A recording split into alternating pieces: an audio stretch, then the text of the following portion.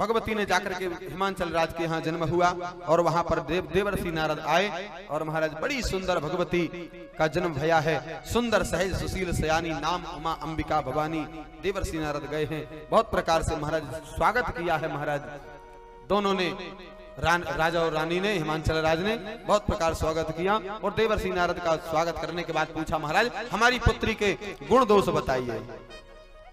कोई भी माता पिता के यहाँ महाराज जब बालक उत्पन्न होता है, बालक का जन्म होता है तो मन में बहुत इच्छाएं रहती हैं, बहुत उत्कंठाएं रहती हैं कि हमारे बालक का भाग्य कैसा होगा, इसका महाराज कैसा भाग्य होगा जानने की। देवर्षि नारद कहते हैं महाराज आपकी पुत्री में, आपकी बेटी में ऐसा कौन सा शुभ लक्षण है जो नहीं है? सबके सब शुभ लक्षण भरे महाराज, एक भी ऐसा नहीं जो शुभ नहीं हो। और तुम्हारी पुत्री सब लक्षणों से संपन्न है। अरे संत की, भगवंत की, सबकी परम प्रिय है महाराज। और तो क्या कहूं, अरे इसके ऐसा वैशिष्ट होगा कि माता पिता तुम सब इसके नाम से इतना परम सुख पाओगे। तुम्हारा तीनों लोकों में यश कीर्ति इसके कारण तुम्हारी होगी, तीनों लोकों में यश कीर्ति, और संपूर्ण जगत में पूज्य होगी। संपूर्ण जगत में पूज्य होगी। और महाराज इसकी सेवा जो करेंगे पूरे जगत में उनके लिए कुछ भी दुर्लभ नहीं होगा। देवर्षि नारद कह रहे हैं हिमांचल राज आपकी बेटी की जो सेवा करेंगे उनके लिए कुछ भी जगत में दुर्लभ नहीं होगा। और इसका नाम सुमिरन कर करके संसार की समस्त नारी जाति, जितनी भी संसार की स्त्रियां हैं वो आपकी बेटी का नाम लेकर, आपकी बेटी का नाम गाकर, आपकी बेटी की पूजा कर कर, आपकी बेटी का ध्यान धर करके और भवसागर से पार हो जाएंगी। हिमांचल राज आपकी बेटी का इतना बड़ा वैशिष्ट है, समस्त लक्षणों की खान है, समस्त लक्षणों की खान आपकी पुत्री है। देवर्षि नारद अच्छा सब कुछ बता गए, सब बता गए। महाराज हिमांचल राज पूछ रहे थे महाराज कुछ अवगुण दोष बताओ। बोले दोष है ही नहीं है तो हम कहां से बताएं, सब अच्छा ही अच्छा है, सब कुछ अच्छा ही अच्छा है, सब एक भी अवगुण नहीं है महाराज। बोले एक भी नहीं? बोले हाँ एक भी नहीं। और थोड़ी देर बाद नारद ऋषि कह बैठे, बोले का? बोले सुना हूं जी अवगुण दुई चारी। बोले 2-4 अवगुण हैं। अब तो हिमांचल राज घबरा गए। बोले अभी तो कह रहे थे एक भी अवगुण नहीं है और अब कह रहे 2-4 इकट्ठे।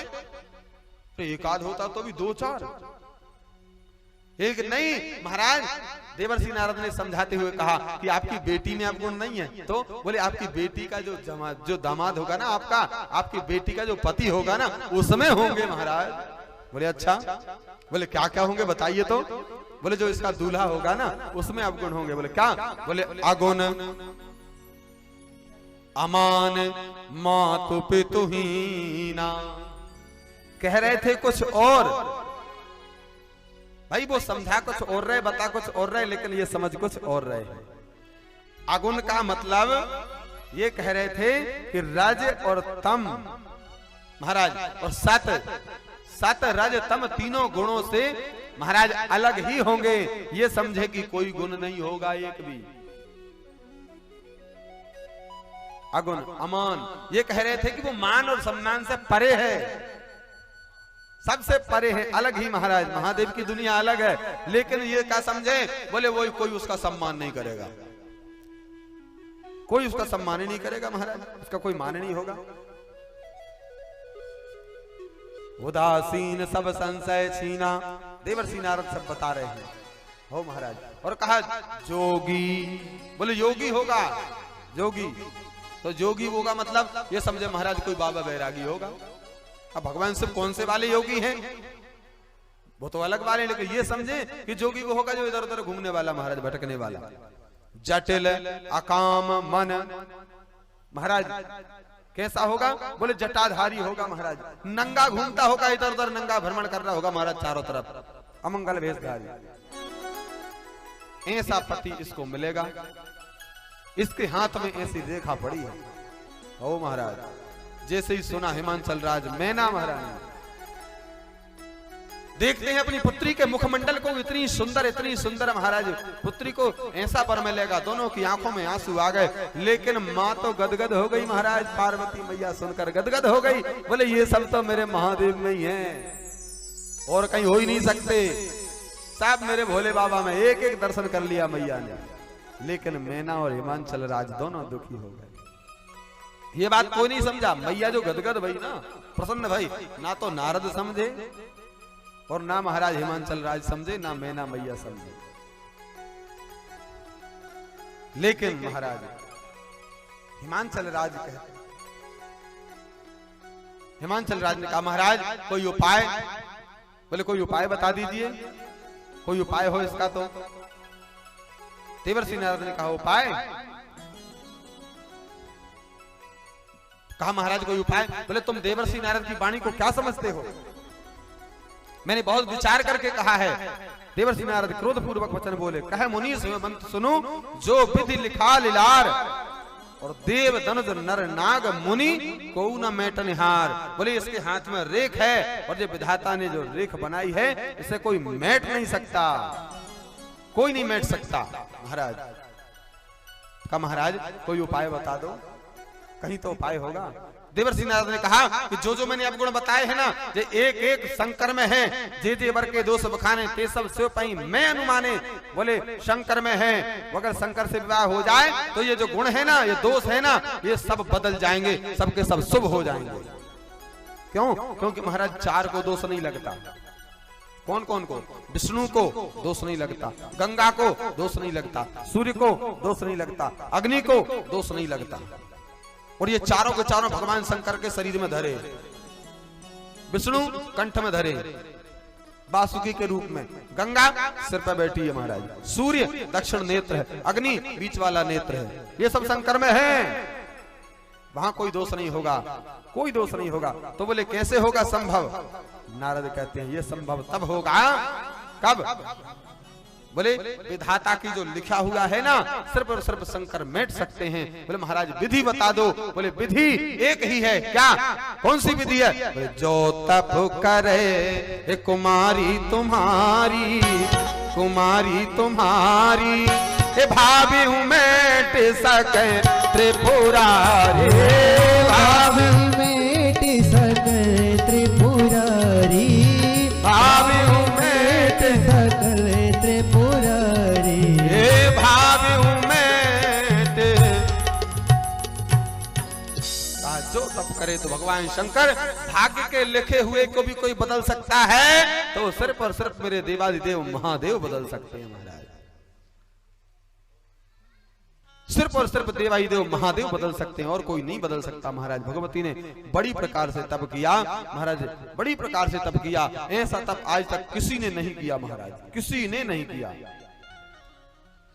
और महाराज, और ये जो तप किया महाराज, सूखे पत्ते खाकर निराहार रहकर बिना जल के रह करके इतना भारी तप किया, भारी उपवास किया महाराज।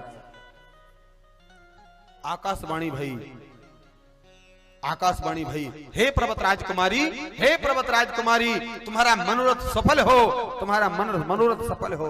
तो तुमने असह्य क्लेशों को धारण किया, अपने सुख सुविधा सब राज पाठ सब त्याग करके, राज सुख त्याग करके तुमने क्लेश उठाए। धन्य हो, तुम्हारा यह तप सफल हो, तुम्हें भगवान शिव प्राप्त होंगे।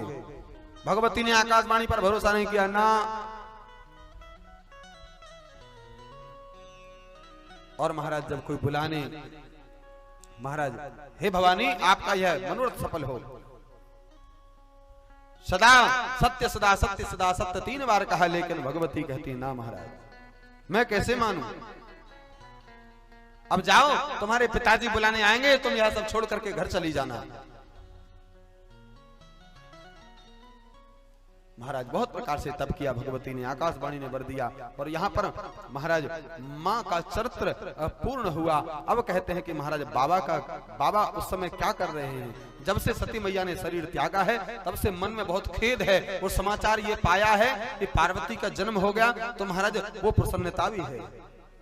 तो क्या करते हैं महाराज? सुख भी है दुख भी है, दोनों में क्या करना चाहिए महाराज? सुख आए फूलो मती, दुख आए तड़पो मती। और सदा मन से हरि नाम गाते चलो, कृष्ण गोविंद गोपाल गाते चलो। बाबा क्या करते हैं? बाबा मेरे राम जी का नाम गाते हैं, जपहि सदा रघुनायक नामा, जगह जगह जाकर भगवान का नाम गाते हैं, भगवान की कथा सुनते हैं महाराज, भगवान की कथा सुनते हैं। राघवेंद्र सरकार ने जब ये नियम देखा, भगवान की भक्ति में लगे हुए हैं शिव जी, राम जी प्रसन्न हो गए, राम जी प्रकट भय, राम जी प्रकट भय, तो महाराज से शिव जी ने हाथ जोड़े, प्रभु आज्ञा करिए। महाराज राम जी ने कहा, महाराज आप तो धन्य हैं, कितनी बार हम आपकी सराहना करें, आप तो धन्य हैं। बहुत प्रकार से समझाया राम जी ने, प्रभु भोलेनाथ हम आपको एक बात कहें। बोले क्या? बोले पार्वती का जन्म हो गया है और पार्वती मैया की विशिष्टता, पार्वती मैया के गुण, पार्वती मैया की बहुत बहुत प्रकार से महाराज बड़ाई करके शिव जी को सुनाए। और अब विनती भी कर रही हाथ जोड़कर, और आदेश भी दिया है महाराज। क्या? सबसे पहले विनती, अब विनती मम सुनहु शिव जो मुंह पर न जने। विनती हो गई, विनती हो गई। विनती करेंगे तो कैसे करेंगे आप नाथ? अब विनती, आपसे विनती है, और आदेश देंगे तो क्या कहेंगे? जाओ फला काम करके आओ। तो पहले विनती कर दी, और अब कह रहे हैं जाई विवाह शैल जही यह मोहि मांगो दे। विनती भी करी और आदेश भी दिया, दोनों काम हो गए महाराज। तो महाराज राघवेंद्र सरकार कहें और शिव जी टाल दें क्या? भगवान शंकर, हे आज्ञा सर पर नाथ तुम्हारी, आज्ञा सर पर नाथ तुम्हारी, आज्ञा सिर पर नाथ तुम्हारी, आज्ञा सर पर नाथ तुम्हारी।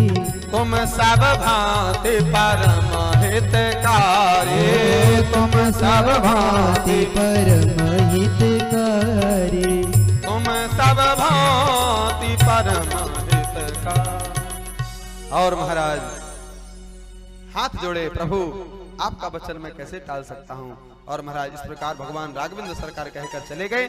शिव जी ने उनकी वह मूर्ति अपने हृदय में नेत्र बंद करके विराजमान की, और उसी समय सप्तऋषि महाराज भगवान शिव के पास आए, और प्रभु महादेव ने उनसे अत्यंत सुहावने वचन कहे।